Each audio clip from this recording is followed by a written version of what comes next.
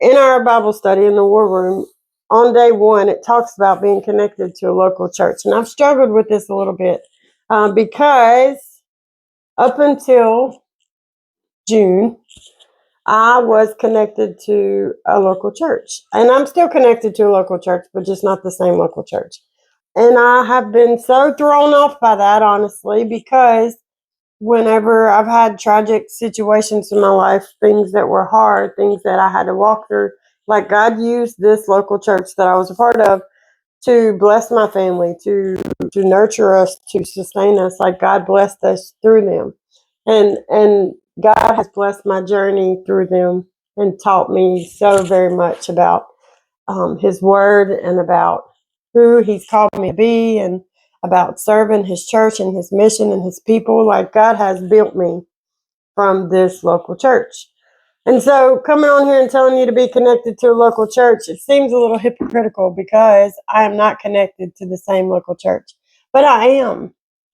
I think sometimes God calls us to a different place for a different reason, to teach us things, to strengthen our resolve, and maybe to humble us, because maybe I had maybe I had thought I was somebody I wasn't.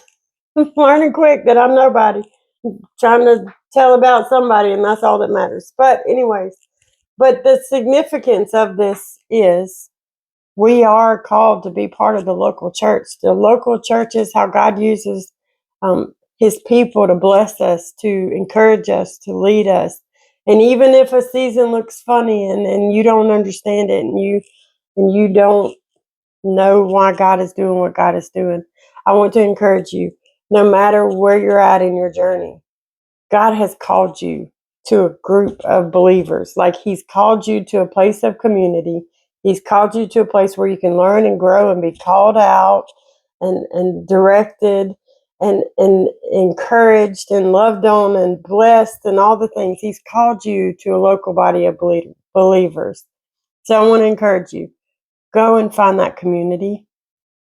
In this season, it looks a little different for me, but it's so crazy because God has taken me to a place of community where, like,